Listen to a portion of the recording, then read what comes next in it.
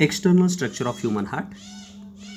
In external structure of human heart, you can observe externally human heart shows two auricles and two ventricles.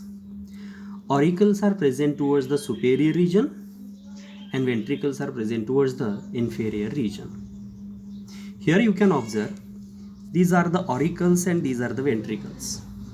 The auricles and ventricles are get separated from each other with the help of transverse groove. This one is a transverse groove which can be called as a coronary sulcus or auriculoventricular sulcus. This auriculoventricular sulcus, transverse groove or coronary sulcus separates auricles from the ventricles. This one it is a transverse groove which helps to separate auricles from the ventricles. The next, here you can observe the two ventricles are present, right ventricle and left ventricle. This right ventricle and left ventricle get separated with the help of interventricular sulcus. They get separated with the help of what? Interventricular sulcus. Through this interventricular sulcus, the coronary artery and coronary veins are run through the interventricular sulci. This coronary artery supplies oxygenated blood to the cardiac muscle and coronary vein collects deoxygenated blood from the cardiac muscles. Now, firstly, we are going to study about the auricles. Auricle shows right auricle and left auricle. First, right auricle. In right auricle, here you can observe this one is a superior vena cava and this one is an inferior vena cava. Superior vena cava carries the blood from superior means anterior most region of the body, head and thoracic and neck region. Inferior vena cava carries the blood, which blood? Deoxygenated blood from the lowermost extremity of the body. That means both superior vena cava and inferior vena cava carries deoxygenated blood into right auricle. Externally, you can observe that thing from the dorsal side of the heart. In a left auricle, there is an opening of pulmonary veins. These pulmonary veins shows two pairs, right pulmonary vein and left pulmonary vein. Here only you can observe the left pulmonary vein. From the dorsal view of a heart, one can observe the right pulmonary veins also. The next, you can observe the ventricles. There is a presence of right ventricle and a left ventricle. The right and left ventricle, which can be clearly observed from the ventral surface of the heart. And in that ventral surface of a heart, you can observe from right ventricle there is an arisance of pulmonary artery. Actually, this one it is called as a pulmonary trunk, which get arise from the right ventricle. And this pulmonary trunk is get differentiated into right and left pulmonary artery. This one is a right pulmonary artery and this one it is a left pulmonary artery, which carries deoxygenated blood towards the lungs. From what? From the right ventricle. The next, left ventricle. From this left ventricle, here you can observe there is an arisance of systemic aorta. This one it is a systemic aorta, which get arise from what? Left ventricle.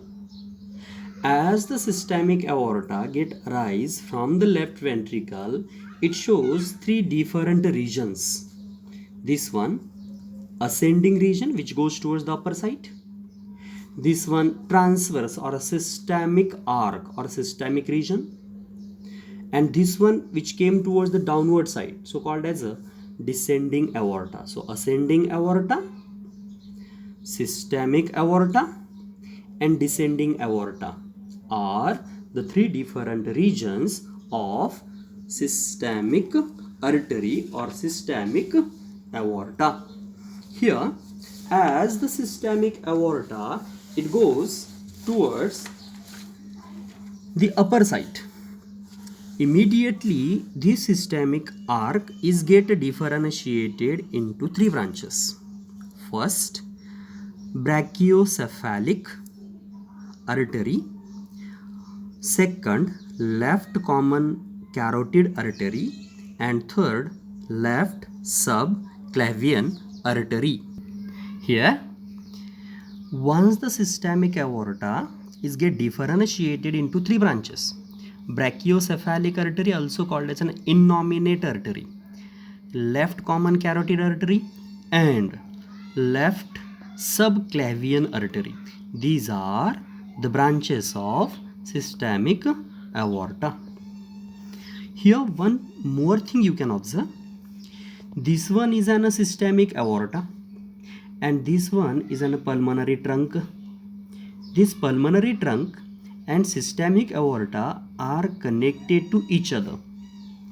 Connected to each other with the help of what? Ligamentum arteriosum. It's connected with the help of what? Ligamentum arteriosum. This ligamentum arteriosum is a remnant of a duct which is present in between the systemic aorta and pulmonary artery, which is called as ductus arteriosus. Called as what? Ductus arteriosus. This ductus arteriosus is present at the time of embryonic developmental stage. Now, this ductus arteriosus is present in the form of connection in between the systemic artery and a pulmonary artery, which is called as ligamentum arteriosum. We have taken this account with the help of schematic diagram. This one, dorsal view of the heart. Dorsally here you can observe inferior vena cava, superior vena cava, and these to this one, it is an a pulmonary vein. Here, this one, it is an a right pulmonary vein, and these are the left pulmonary veins. This one, ventral view of the heart. Ventrally here you can observe this one, it is an a right ventricle which shows an horizons of pulmonary artery. This one is in a region of left ventricle and which shows an horizons of systemic aorta.